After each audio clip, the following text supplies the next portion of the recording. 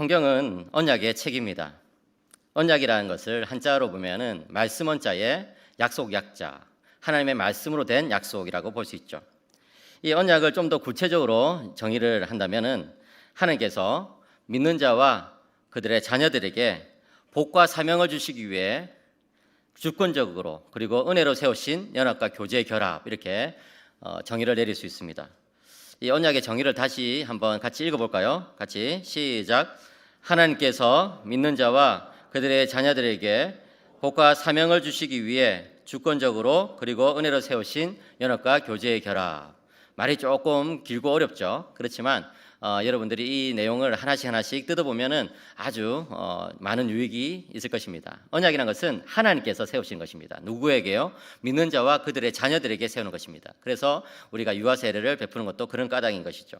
하나님께서 언약을 왜 주십니까? 복과 사명을 주시기 위해서 우리들에게 주십니다. 복이란 것은 하나님의 구원을 뜻하는 것이겠죠. 사명이란 것은 구원받은 자의 그런 맡겨진 일, 또 맡겨진 영혼, 이런 것들이 사명이라고 할 수 있습니다. 이 언약은 주권적으로 또 그리고 은혜로 세워집니다. 하나님께서 일방적으로 우리들에게 언약을 맺으신다는 것이죠. 그런데 이 언약이라는 것이 한번 체결이 되면 연합과 교제의 관계가 형성이 되기 때문에 그때부터는 하나님과 주거니 받거니 하는 그런 교제 관계 속에 우리가 들어가게 됩니다. 이것이 바로 언약입니다. 하나님께서는 우리를 언약 가운데 우리를 대하십니다. 그래서 유명한 설교자 찰스 스펄전은 말하기를 하나님께서는 언약을 너무나 중요하게 생각하시기 때문에 언약이 아니고서는 우리를 대하지 않으신다, 만나주지도 않으신다, 이렇게 말을 할 정도입니다. 이 언약이라는 단어는 구약 성경과 신약 성경에 많이 나옵니다. 구약 성경에 286번 이상 나오고 신약 성경에도 33번 이상 많이 나옵니다. 그런데 중요한 것은 이 언약이라는 단어가 명시적으로 들어있지 않는 본문에서도 우리는 언약을 생각해야 되는 것이죠. 왜냐하면 하나님께서는 언제나 언약 가운데 우리를 대하시기 때문에 그렇습니다. 성경에 나오는 중요한 언약들이 있는데요. 그 중에 7개를 뽑아보면 이렇습니다. 아담 언약, 노아 언약, 그리고 아브람 언약, 모세 언약, 다윗 언약, 그리고 선지자들에게 주신 언약, 그리고 마지막으로 예수 그리스도의 새 언약이 되겠습니다. 이 예수 그리스도의 새 언약은 구약에서 주어진 이 6개의 언약을 완성시키는 언약입니다. 하나님께서는 이런 언약을 우리들에게 주심으로써 하나님의 구원 역사를 이렇게 쭉 펼치시는 것을 알 수 있습니다. 그런데 이 구약에 나오는 6개의 언약과 신약에 나오는 이 예수 그리스도의 새 언약을 생각할 때에 우리가 이 모든 언약의 좀 토대가 되고 기초가 되는 언약을 생각할 수 있는 것이 뭐냐면은 아브라함 언약입니다. 그래서 이 청교도 조노회는 이 아브라함 언약이야말로 하나님의 뜻이 제일 잘 드러난 언약이다, 이렇게 말한 적이 있습니다. 이처럼 이 아브라함 언약을 우리가 잘 살펴보면 하나님께서 우리들에게 주시는 구원의 특징이 무엇인지, 그리고 하나님께서 이 구원의 역사를, 구속사를 어떻게 이끌어 가시는지를 잘 알 수가 있어요. 이 아브라함 언약의 핵심이 창세기 12장 1, 2, 3절에 이제 우리는 잘 담겨 있는 것을 볼 수 있는데요. 제가 읽겠습니다. 여호와께서 아브라함에게 이르시되 너는 너희 고향과 친척과 아버지의 집을 떠나 내가 내게 보여줄 땅으로 가라. 내가 너로 큰 민족을 이루고 내게 복을 주어 내 이름을 창대하게 하리니 너는 복이 될지라. 너를 축복하는 자에게는 내가 복을 내리고 너를 저주하는 자에게는 내가 저주하리니 땅의 모든 족속이 너로 말미암아 복을 얻을 것이라 하신지라. 아멘. 오늘 제 딸이 이제 중학교 1학년인데 그 창세기부터 이제 민수기까지 쭉 성경 퀴즈 대회를 오늘 한다고 해가지고 아침부터 계속 이제 성경을 암송하는데 특별히 창세기 12장 1, 2, 3절을 이렇게 암송하는 것을 보면서 제가 흐뭇했습니다. 내가 오늘 설교에서 이 말씀을 또 언급할 텐데 딸이 그것을 또 미리 알려주는구나 하는 생각이 들어가지고 이 아브라함에게 주신 이 약속을 저는 아브라함의 오각형이라고 이름을 붙였어요. 여기 그림에서 보시다시피 이 아브라함의 그 언약에는 5가지 약속이 들어있기 때문에 그런 것이에요. 땅, 자손, 명성, 관계, 복이에요. 한번 따라 볼까요? 땅, 자손, 명성, 관계, 복. 이렇게 이제 5가지 약속이 들어있는 것이죠. 아브라함아, 내가 너에게 땅을 주겠다. 그리고 너는 지금은 자손이 없지만 내가 너에게 자손을 주겠다. 그 다음에 너의 이름이 이게 명성을 얻게 될 것이다. 유명하게 될 것이다. 그 다음에 너와 나는 친구 관계가 될 것이다. 그리고 너는 복의 근원이 될 것이다. 이렇게 5가지 약속을 주신 거예요. 그래서 제가 그것을 이제 아브라함의 오각형이라고 이름을 붙이고 또 잘난 척하려고 영어로 The 아브라함의 펜타곤, 이렇게 영어로 이름까지 붙여보았습니다. 인터넷에서 찾아도 나오지 않아요. 왜냐하면 제가 그냥 만든 거거든요. 여러분들이 그냥 그렇게 아시면 되겠어요. 여러분, 이 아브라함의 오각형은요 너무나 중요합니다. 성경의 모든 역사가 이 아브라함의 오각형의 범주 안에서 해석될 수 있을 정도로 굉장히 중요합니다.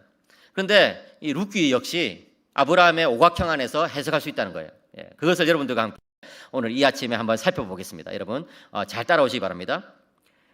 지난번 설교에서 말씀드린 것처럼 하나님께서 자기 백성을 돌아보시고 양식을 주시기 시작했다는 소문이 이제 점점 퍼져나가기 시작했습니다. 그래서 그 소문이 저 멀리 모압 지방까지 퍼져나갔습니다. 그래서 그 소문을 들은 나오미는 이제 자신의 고향 땅 베들레헴 땅으로 돌아가고자 했습니다. 머나먼 타국에서 이 모압 땅에서 고생했지만 이제는 고향으로 가서 거기서 여생을 보내야 되겠다. 거기서 내가 묻혀야 되겠다. 이런 생각이 든 것이죠. 그런데 나오미는 두 며느리가 마음에 걸렸습니다. 이들도 데리고 갈까? 아니다. 그래서는 안 되겠지. 아니다. 데려가야 되겠지. 아니다. 그래서는 안 되겠지. 많은 고민이 들었을 거예요. 그러다가 이렇게 결심하게 됐어요. 이들에게는 새로운 인생을 허락하자. 아직 젊은 이 며느리들은 이 땅에서 새로 시집가서 새 인생을 살게 하자. 성경에 나오진 않지만 나오미는 많은 고민을 했을 것이 분명합니다. 왜냐하면 이 모압에서 베들레헴으로 가는 그 길은 굉장히 긴 여행이기 때문에 그렇습니다. 이 지도에 보시면 이 모압에서 베들레헴으로 가기 위해서는 이 사해라는 이 바다를 삥 둘러가지고 이제 가야 했습니다. 장정도 2주 정도 걸리는 거리니까 여인들로 치면은 3주, 4주 이렇게 걸릴 수 있는 그런 긴 거리였던 것이죠. 그리고 이 여행길에 어떤 어려움이 있을지도 모르고 또 이제 겨우 베들레헴에 도달한다 한들 거기서 또 일이 잘 될지 안 될지 알 수가 없잖아요, 그죠? 그러다 보니까 나오미는 여러 가지 고민 끝에 이 며느리들은 그냥 여기서 새로운 인생을 살게 하자 이렇게 생각을 하게 되었습니다. 8절과 9절을 한번 보실까요? 나오미가 두 며느리에게 이르되 너희는 각기 너희 어머니의 집으로 돌아가라. 너희가 죽은 자들과 나를 선대한 것 같이 여호와께서 너희를 선대하시기를 원하며 여호와께서 너희에게 허락하사 각기 남편의 집에서 위로를 받게 하시기를 원하노라. 여러분, 이 나오미의 말을 어떻게 이해해야 할까요? 겉으로 보자면 이 나오미의 말은 신앙적인 표현들이 들어있잖아요, 그렇죠?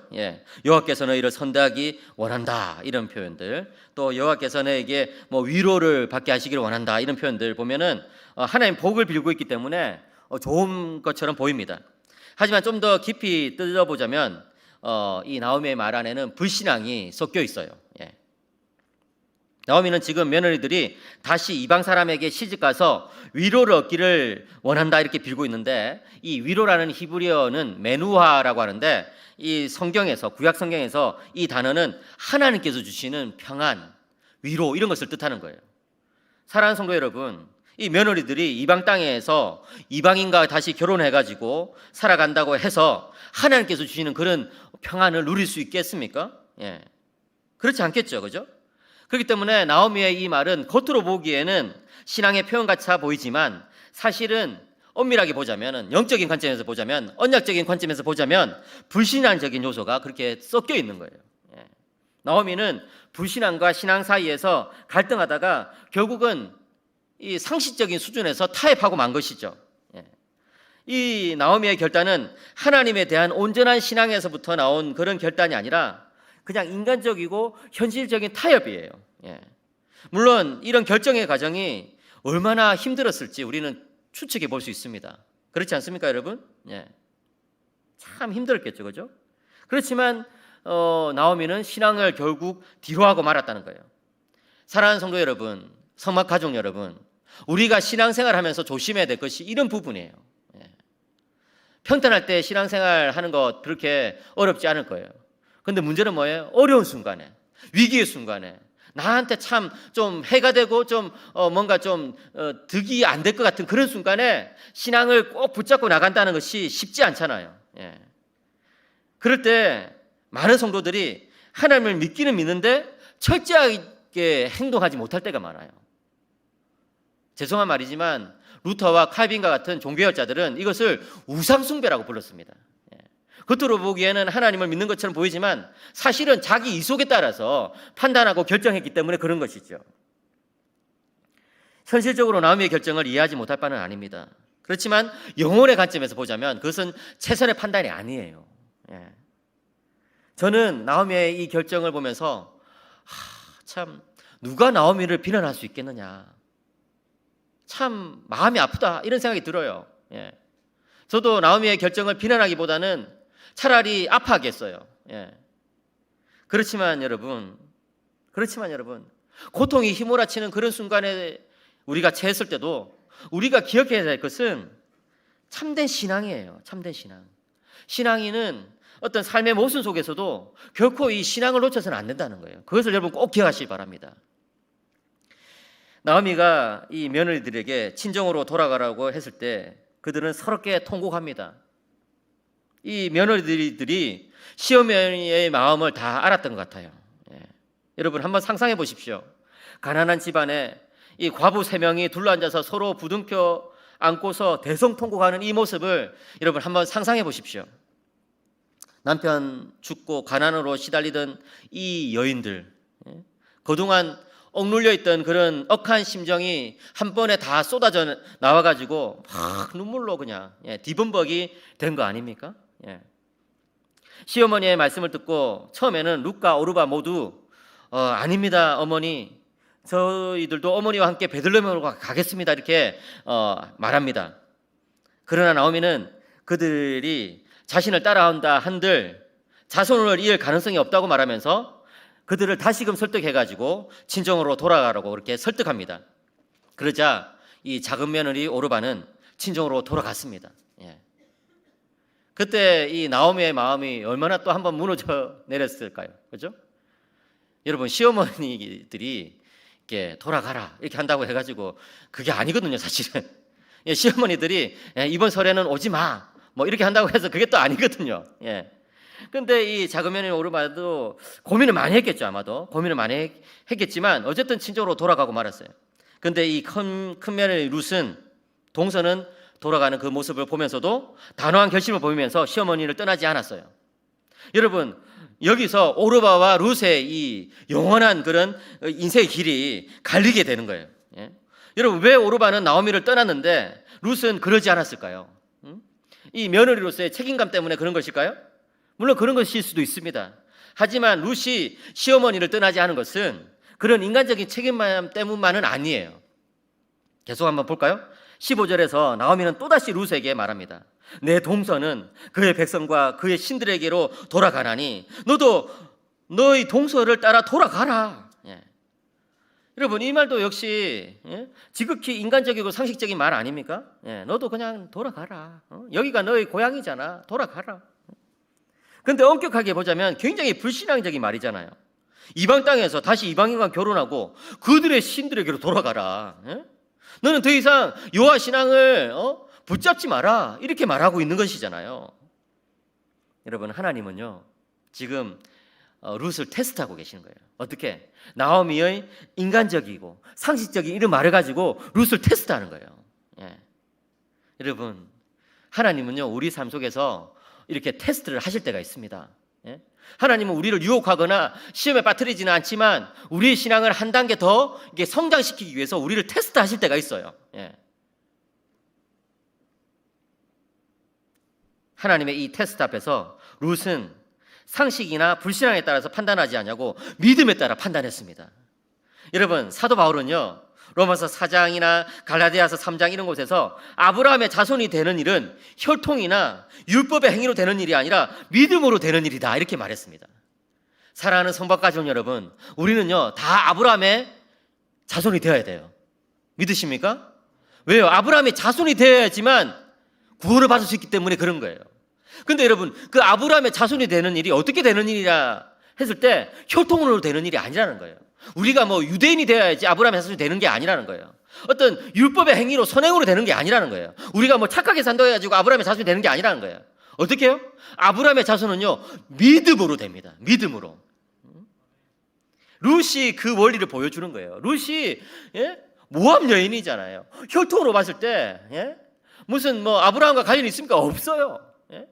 그런데 룻은 지금 아브라함의 자손이 되고 있는 거예요. 지금 이방 여인이지만 아브라함으로부터 시작하는 이 구원 역사 드라마 안으로 지금 쑥 들어오고 있는 거예요. 어떻게 해요? 믿음으로. 네. 저는 앞에서 아브라함에게 주신 약속이 몇 가지? 5가지라고 말을 했어요. 그죠? 예. 땅, 자손, 명성, 관계, 복. 다시 한번 따라해 볼까요? 땅, 자손, 명성, 관계, 복. 예. 여러분들이 오늘 이걸 꼭 기억하셔야 돼요. 예. 땅, 자손, 명성, 관계, 복. 예.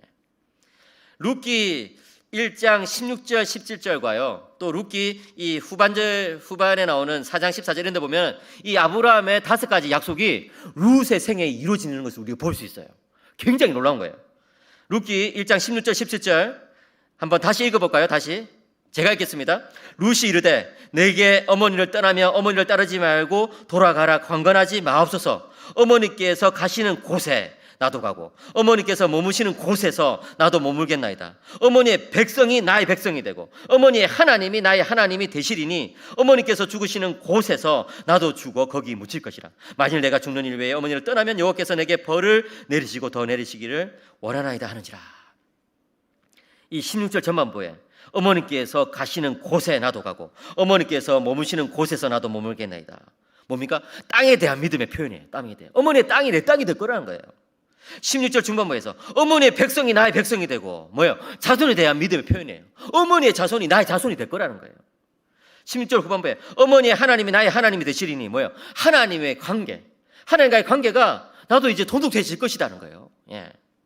또 명성에 대한 약속은 룻기 후반부에 나옵니다. 4장 14절에 보시면 룻의 아들 이제 오벳이 나중에 태어나거든요. 제가 마지막 설교에서 말씀드립니다.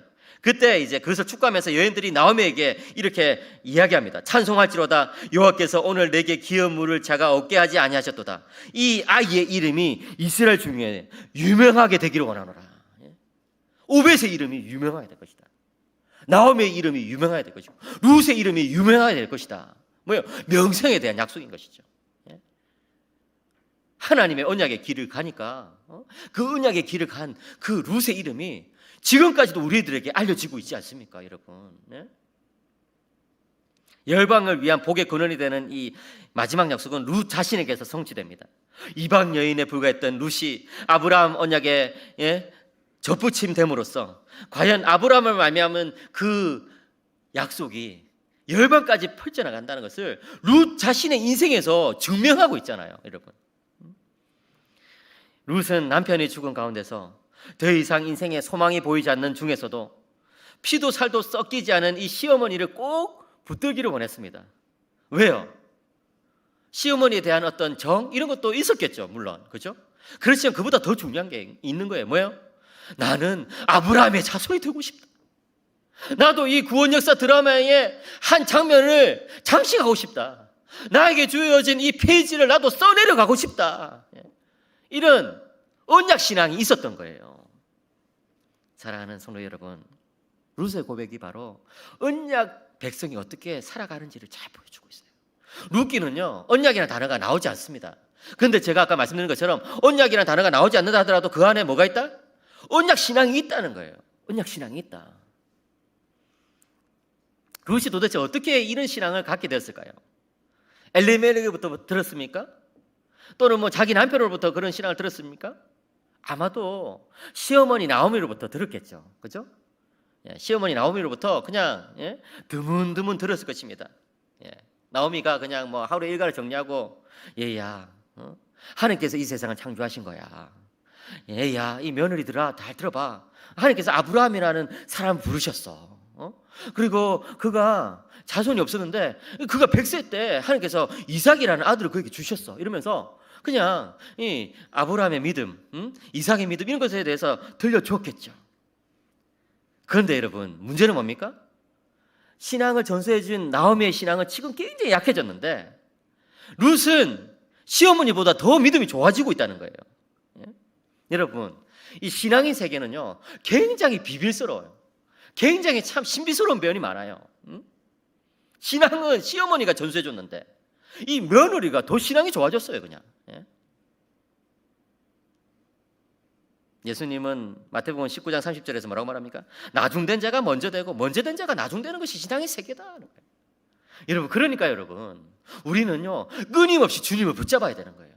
우리는요 내가 이때까지 신앙생활을 어떻게 해왔다, 내가 이때까지 교회에 어떻게 충성 봉사해왔다, 내가 지금 직분이 어떤 것이다, 이거보다 더 중요한 것은 내가 지금 주님을 붙들고 있느냐 아니냐 이거예요. 내가 지금 이 순간, 위기의 순간, 고난의 순간, 삶이 힘든 순간 정말 주님을 바라보고 있느냐 아니냐 이거예요. 룻은 믿음으로 이방인도 언약 백성이 될 수 있다는 것을 잘 보여주었을 뿐만 아니라 언약 백성은 또한 어떤 믿음으로 살아야 되는지를 우리에게 보여주고 있어요. 이 모압 여자가 3,000년도 더 된 그 시대에 살았던 이 모압 여자가 21세기를 살아가는 우리들에게, 지금 우리 마산 성막교회 성도들에게 뭔가 웅변적으로 말해주고 있다는 것이 있다는 거예요. 그게 뭐예요? 첫째는 자비의 신앙이에요. 자비의 신앙. 16절을 보면 룻이 어머니를 돌봐드리겠다고, 챙겨드리겠다고 그렇게 단호한 의지로 표현하고 있습니다. 어머니께서 가시는 곳에 나도 가겠습니다. 어머니께서 가시는 곳이 뭡니까? 이 베들레헴 땅이잖아요. 룻은 어머니를 챙겨드리기 위해서라면 내 고향 이 모압 땅도 떠날 수 있습니다라고 말하고 있어요. 여러분, 룻의 행동은요 믿음의 결단을 통해서 자신의 고향을 떠났던 아브라함의 신앙을 생각나게 하지 않습니까? 그렇잖아요. 룻의 이야기는 지금부터 3,000년도 더 된 이야기인데요, 그때 자신의 고향을 떠난다는 것은 굉장히 위험한 일이에요. 사회보장제도가 다 사라지는 그런 일이에요. 우리로 치면 보험 다 끊기고, 의료보험 다 끊기고, 그냥 연금 다 끊기고 그런 거랑 마찬가지라고요. 통장 잔고 그냥 다 버리고 이런 거랑 마찬가지라고요. 자기 고향을 떠난다는 것은 거의 생명을 걸어놓는 위험한 일이었습니다. 아무도 모르는 사람들 사이에서 지낸다는 것은 단지 외로움의 문제를 넘어서 생계에 직접적인 타격이 오는 그런 일인 것이죠. 생명이 위태할 수도 있는 일인 거예요. 그런데 룻은 어머니가 가는 곳이라면 어디든 가겠다고 그렇게 말하고 있잖아요.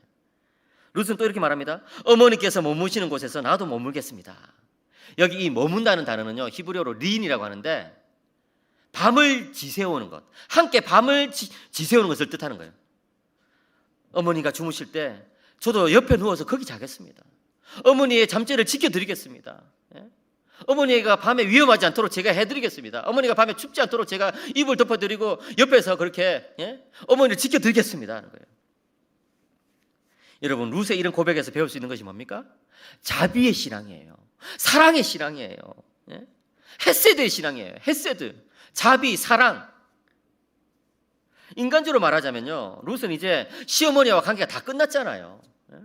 남편 죽고 자식도 없고 시어머니 관계가 다 끝났잖아요. 이런 상황에서 동서 오르바처럼 그냥 시어머니를 떠난다 해서 누가 룻을 탓할 수 있겠습니까? 탓할 수 없어요. 비난할 수 있습니까? 비난할 수 없다고요. 그럼에도 불구하고 룻이 나오미를 떠나지 않은 이유는 무엇입니까? 그것은 신앙의 표현이에요. 여러분, 신앙은요 단지 입술에 머무는 것이 아니라 우리의 행동으로 나타나야 돼요. 우리의 삶 속에서 나타나야 돼요. 믿음은요 행동 속에서 보이는 거예요. 종교학자들이 우리에게 알려준 것이 뭐예요? 믿음은 눈에 보이지 않지만 믿음의 징표가 있는데 그게 바로 선행이라는 거예요. 그게 바로 하나님의 말씀에 따라 사는 모습이라는 거예요. 여러분들이 말로는 내가 신앙이 있노라 이렇게 말하지만 행동으로 나타나지 않는다면 그것은 야고보 사도가 말한 것처럼 죽은 신앙인 거예요. 그런데 룻은요 정말 멋지게도 사랑으로 역사하는 믿음을 보여줬어요. 여러분 한번 따라해 볼까요? 사랑으로 역사하는 믿음. 믿음은요 사랑 가운데서 역사하게 돼 있어요.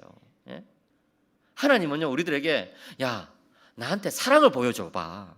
그러면 내가 너가 믿음이 있다고 인정해 줄게.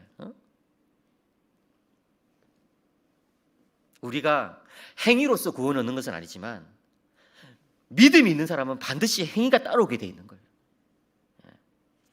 여러분 어려운 시기를 보낼 때 나 혼자라도 살아야 되겠다는 것이 인지상정 아닙니까? 그런데 그런 태도는 우리 신앙인의 삶이 아니에요. 언약 백성의 삶이 아니에요. 세상이 살기 힘들수록 교회는요 더욱더 구제와 봉사에 힘써야 돼요.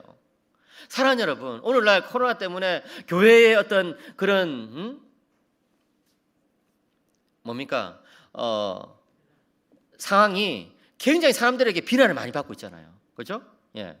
교회 신뢰도가 추락하고 있잖아요. 이럴 때 우리가 할 수 있는 게 뭘까요? 교회는 좋은 곳입니다. 예? 교회는 구원이 있습니다. 뭐 이렇게 외치는 걸까요? 물론 그런 것도 외쳐야 되겠죠. 그렇지만 우리가 진짜 보여줘야 되는 것은요, 자비예요, 사랑이에요, 구제예요, 봉사예요, 섬기는 거예요. 그러면요, 세상 사람들이 다시 느낄 거예요. 예. 아, 진짜 교회는 뭔가 다르구나. 이럴 때일수록 우리는 더 가난하고 소외된 이웃을 돕아야 됩니다. 그럴 때 하나님의 새로운 역사를 경험할 수 있어요. 개인의 삶에도 마찬가지예요. 여러분 가정에 어려움이 있습니까? 나 몰라라 혼자 도망치자, 이게 아니에요. 가정에 어려움이 닥칠 때 회피하지 않고 책임지려는 그런 태도가 필요합니다.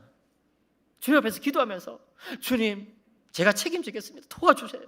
주님 제가 이 가정의 어려움을 제가 지고 가겠습니다, 도와주세요 할 때 그 끼에 뭔가 역사가 있는 것이죠. 부모들이 자녀 교육할 때도요, 예? 너는 1등 해야 돼, 다른 사람보다 더 나아져야 돼, 출세해야 돼, 이게 아니에요. 다른 사람들을 섬겨야 돼, 다른 사람들을 돌봐줘야 돼. 너는 너희 반에서 왕따 다른 친구의 친구가 되어줘야 돼. 직장에서도 마찬가지예요. 막 다른 사람 경쟁에서 이겨가지고 막 올라서고, 이게 아니에요. 진급 빨리 하고, 이게 아니에요. 힘들어하는 사람들을 챙기는 거, 이런 것이 언약 백성의 일이라고요. 얼마 전에 있었던 일이에요. 고등학생인 저희 아들이 시험을 쳤습니다. 이 고등학생들은 이제 시험이 다 내신에 반영되니까 중요하잖아요, 그죠? 근데 아직 시험이 한 과목 남았는데 하루는 밤에 와가지고 막 엉엉 우는 거예요. 고등학교 1학년짜리 애가. 왜 우니 했더니 시험을 망쳤다는 거예요. 얼마나 망쳤어요? 들어보니까 그렇게 망친 것도 아니에요. 뭐 국어 하나 틀리고 영어 하나 틀리고 뭐. 근데 이제 수학을 망쳤다는 거예요. 수학을 여러 개 틀렸다는 거예요. 그래가지고 제가 이제 위로를 했죠. 아들아, 괜찮아. 수학 시험 다음에 잘 치면 돼. 그리고 다른 시험 잘 쳤네, 괜찮아. 이렇게 했더니 대뜸 하는 말이, 나는 얼굴도 못생겼는데 시험까지 망쳐가지고 어떡해요, 막 이런 거예요. 그래가지고 갑자기, 야, 너 얼굴 잘생겼어. 그랬더니 아빠니까 그렇게 말해주는 거죠, 막 이런 거예요.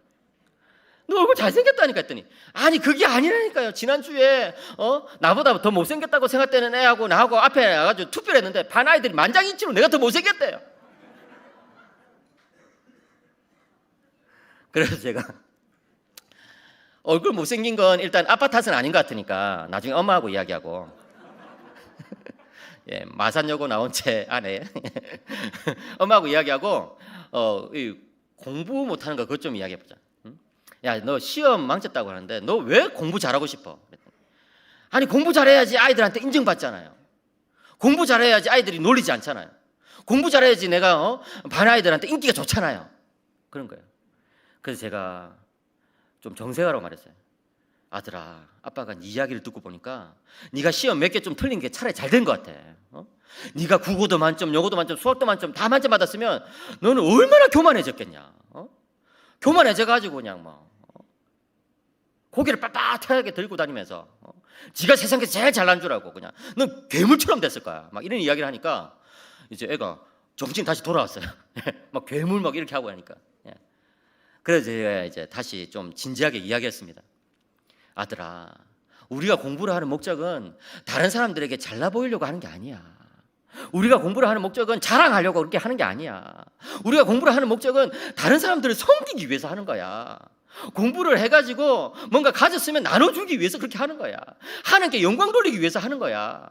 그게 우리 인생의 목적이야. 이런 이야기를 했더니 감사하게도 그날 밤에는 알아듣는 거예요. 그래 머리를 극적극적 하더니만 아빠 고마워요 하면서 이제 열심히 공부를 하고 다음날 과학시험을 쳤는데 만점 받았다는 거예요. 남의 아들 시험 만점 받으니까 기분 나쁘십니까? 아무도 좋아하시지 않네요. 근데 저는 아들이 과학 만점 받았다는 것보다 더 기쁜 일이 있었는데 나중에 보니까 아들 핸드폰에 그렇게 쓰는 거예요. 제발 좀 겸손하자. 사랑하는 성도 여러분, 부모된 우리들도 때로 욕심이 나고 때로 넘어지기도 하고 때로 연약해질 때도 있어요. 그렇지만 여러분, 우리는요 상황에 따라 움직이는 사람이 아니라 목표에 따라서 움직이는 사람이 돼야 되는 거예요. 우리 삶의 목적이 뭐예요? 하나님을 영화롭게 하는 것과 영원토록 그분을 즐거워하고 이웃을 섬기고 사랑을 베풀고 자비를 실천하는 거예요. 하나님을 섬기고 이웃을 섬기는 것, 이것이 우리 삶의 목적이라고요. 룻은 이러한 신앙의 원리를 우리들에게 운면적으로 말해주고 있는 거예요. 룻의 삶이 우리들에게 그것을 운면적으로 말해주고 있는 거예요. 둘째는 어떤 신앙이에요? 소망의 신앙입니다. 10절 뒷부분을 읽겠습니다. 어머니의 백성이 나의 백성이 되고 어머니 하나님이 나의 하나님이 되시리니. 여기서 우리는요, 시대적 고통과 개인적 위기를 극복하는 두 번째 신앙의 원리를 알 수 있습니다. 그것은 소망을 가지는 거예요. 사랑하는 성도님 여러분, 소망을 가지시길 축복합니다. 소망을 가지시기 바랍니다. 예? 원래 여러분 신명기 23장 3절을 보면 원래 모압 사람은 이스라엘 회중에 들어오지 못하게 돼 있어요. 그럼에도 불구하고 룻은요, 이스라엘 사람인 나오미의 백성이 자기 백성이 될 거라고 그렇게 고백하고 있어요. 왜요? 룻은요, 소망 가운데 살아가기 때문에 그런 거예요. 하나님의 사랑을 믿었기 때문에 그런 거예요. 하나님은 자비가 풍성하시다. 그러니까 내가 아무리 모압 여자라도 내가 하나님을 붙들면 하나님께서 나를 버리시겠나, 이런 신앙이 있는 것이죠. 룻의 신앙은 이 부분에 있어서도 아브라함의 믿음과 유사점이 있어요. 로마서 4장 18절에서 아브라함이 바랄 수 없는 중에 바라고 믿었으니 라고 말해요. 바랄 수 없는 중에 바라고 믿었다는 것은 소망이 없는데 소망을 가졌다, 이 말입니다. 여러분, 우리의 상황을 주목하면 소망이 없죠. 룻도 마찬가지 아닐까요? 자신의 혈통을 주목하면 소망이 없죠. 자신의 지금 처지를 생각하면 소망이 없죠. 아무 소망이 없어요. 세상에 룻보다 더 소망 없는 사람이 어디 있을까요? 그런데 그는 소망을 가졌다는 거예요. 바랄 수 없는 중에 바라고 믿었다. 왜요? 하나님을 바라봤기 때문에 그런 거예요. 사랑하는 성도 여러분, 사방이 막혀있다 하더라도 하늘이 뚫렸다는 것을 기억하시길 축복합니다. 우리 삶에도 마찬가지예요. 사방이 막혀있는 것 같은 그런 순간들 있잖아요. 이러지도 저러지도 못하는 그런 순간들 있잖아요. 그럴 때 우리가 바라봐야 되는 것은 하나님이에요. 하나님은요, 하나님을 붙드는 사람을 절대로 놓지 않습니다. 하나님만 바라보는 사람을요, 절대로 실망시키지 않아요.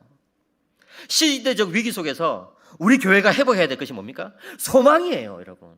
오늘날 많은 교회들이 패배주의에 빠져 있잖아요. 코로나 시대예요, 여러분. 안 되는 교회도 있어요, 물론. 그런데 잘 되는 교회가 있더라고요. 잘 되는 교회 있습니다, 여러분. 오히려 잘 되는 교회들이 있어요. 어떤 교회인지 아세요? 기도하는 교회. 기도 중에 하나님을 붙드는 교회. 잘 됩니다. 왠지 아세요? 하나님께서 그 교회를 붙들어 주시거든요. 사랑하는 성도 여러분, 정말 제가 주님의 이름으로 정말 건면하는데, 우리 성막교회는요, 시대적 어려움 속에서 소망을 가지는 교회가 되기를 축복합니다. 기도하셔야 돼요. 기도하셔야 돼요. 삶이 힘들 때 기도 안 한 사람 정말 독한 사람이에요. 독한 사람. 힘든데도 기도 안 한다. 이거는 정말 너무 독한 거예요. 여러분, 힘들 때 기도하세요. 힘들 때 기도하면요, 길이 열려요. 길이 열려요. 저는 25살 때 부모님 사바시다가 완전 망하셨어요. 와, 진짜 사방이 캄캄해요. 그냥 끝이 보이지 않는 터널 속으로 들어간 것 같아요. 어떻게 해요? 기도밖에 길이 없잖아요. 하루 6시간씩 기도했어요. 제가 25살 때 하루 6시간씩 기도했어요. 기도 안 하면 불안해서 견딜 수가 없으니까 그냥 기도한 거죠. 그런데 하나님이 살려주십니다. 하나님이 살려주셨어요.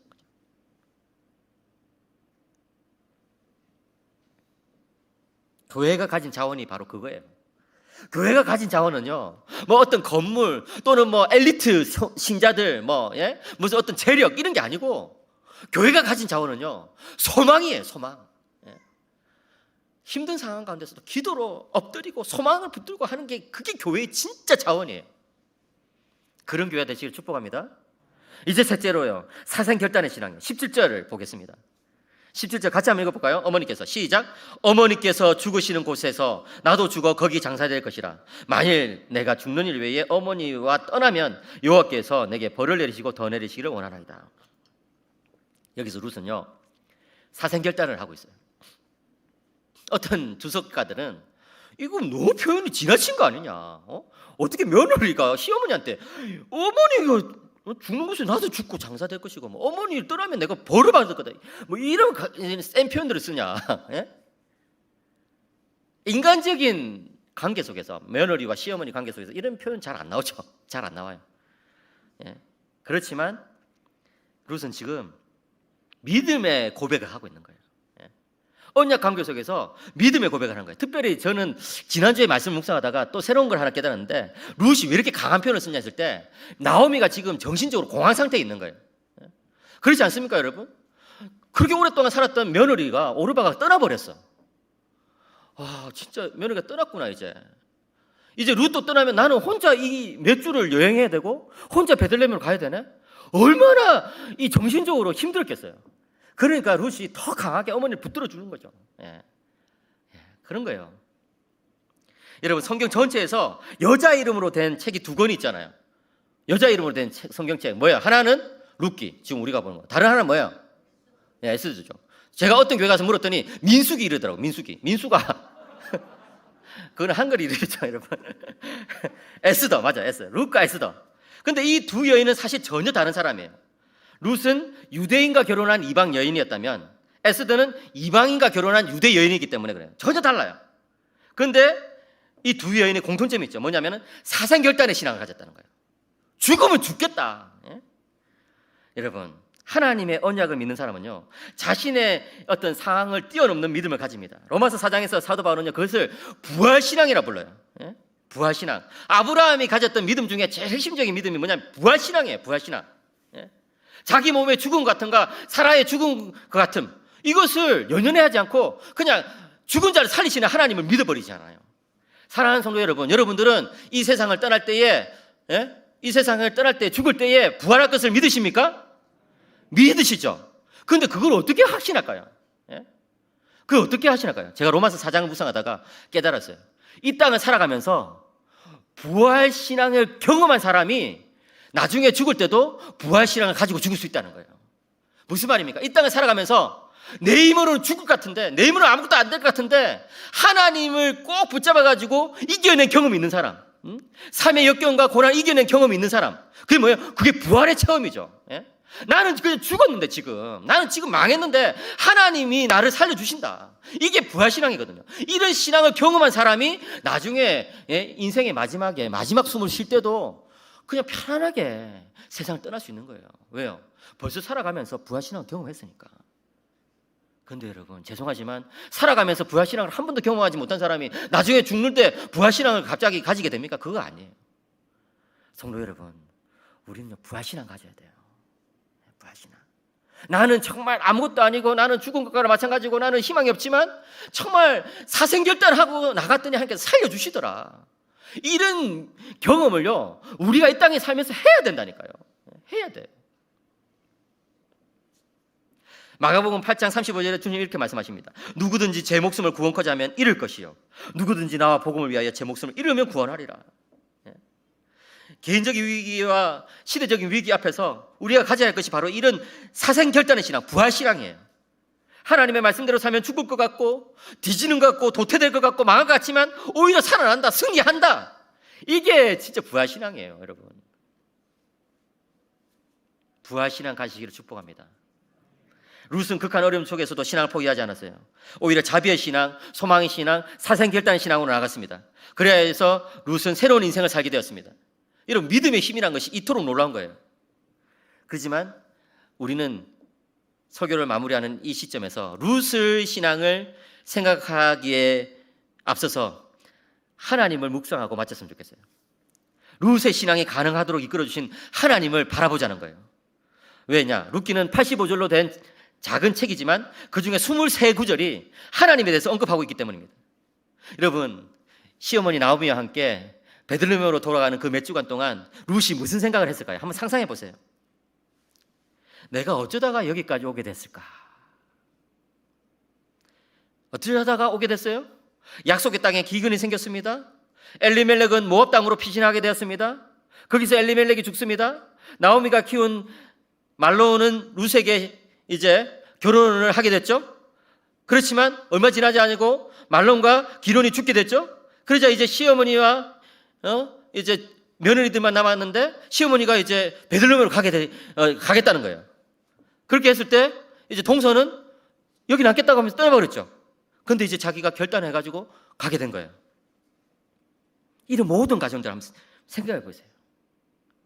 여러분, 룻의 관점에서 생각해 보자면요, 하나님은 이 룻이라는 여인을 구원하기 위해서 기근도 사용하시고 한 가족의 이사도 사용하시고 사람들의 생각도 사용하시고, 그죠? 예, 한 가족의 이 흥망성쇠를 사용하신 거예요. 여러분, 지진이 일어나가지고 건물이 무너져가지고 그 밑에 한 사람이 여전히 살아있다 이렇게 한다면은 사람들은 어떤 수를 써서라도 그 사람 구원하기 위해서 막 들어가잖아요. 하나님이 지금 그 작업을 하고 계신 거예요. 그 작업을. 저 멀리 모압 땅에 하나님의 백성 한 사람이 있다는 것을 하나님께서 아시고서 그 한 사람 구원하시기 위해서 하나님께서 기근도 쓰시고 한 가정의 생사화복도 쓰시고 사람들의 생각도 쓰시고 이렇게 해가지고 그 여인을 구원해내신 거예요. 사랑하는 성박 가족 여러분, 오늘 예배 마치고 나서 여러분들도 한번 생각해 보세요. 내가 어쩌다가 여기까지 오게 됐을까? 내가 어쩌다가 여기까지 오게 됐을까? 내가 어쩌다가 신앙생활을 하게 됐을까? 정말 다 설명할 수는 없지만 하나님의 은혜 아닙니까? 하나님의 은혜잖아요. 하나님은 왜 우리에게 은혜를 베푸십니까? 그것은 그 아들 예수 그리스도께서 우리를 자신의 피로 사셨기 때문입니다. 사랑하는 성도 여러분, 그렇기 때문에 우리는 고난 중에 있을 때도 하나님을 바라볼 수 있습니다. 하나님께서 나를 사랑하시기 때문에 여기까지 인도하셨다. 그렇다면 지금 이 어려움도 이겨낼 수 있도록 하시겠구나. 여러분, 고난의 의미는 십자가를 바라보는 데 있습니다. 고난의 의미는 하나님의 사랑을 다시금 기억하는 데 있습니다. 이 모든 고난을 통해서 하나님께서 나를 연단시키시고 우리 가정을 연단시키시고 우리 자녀들 연단시키시고 우리 부모님을 연단시키시고 결국에는 모든 것이 합력하여 선을 이루도록 하실 것입니다. 그래서 욥의 고백이 우리의 고백이 될 것입니다. 욥기 23장 10절. 그러나 내가 가는 길을 그가 아시나니 그가 나를 단련하신 후에는 내가 순금같이 되어 나오리라. 이 고백이 여러분의 고백이 되시기를 축복합니다. 함께 기도합시다. 기도할 때요, 룻이 보여줬던 그 신앙이 나의 신앙이 되게 하시옵소서. 어떤 신앙입니까? 자비를 베푸는 신앙. 여러분, 우리 주변에 나의 도움이 필요한 사람이 누가 있는지 한번 생각해 보세요. 따뜻한 말 한마디도 좋아요. 따뜻한 커피 한 잔이라도 좋아요. 나의 어떤 도움이 필요한 사람, 자비의 신앙. 둘째는 어떤 신앙입니까? 소망의 신앙. 여러분, 망하지 않습니다. 하나님의 사람은요, 망하지 않습니다. 여기가 끝이 아니에요. 일어서실 수 있어요. 소망의 신앙. 세 번째는 뭐예요? 사생결단의 신앙. 하나님만 바라보고 죽을 것 같지만 살아나는 것, 이것이 부활신앙 아닙니까, 여러분? 이 신앙 나도 갖게 하여 주시옵소서. 이 시간에 함께 기도하면서 주님 앞에 나가겠습니다. 기도하겠습니다.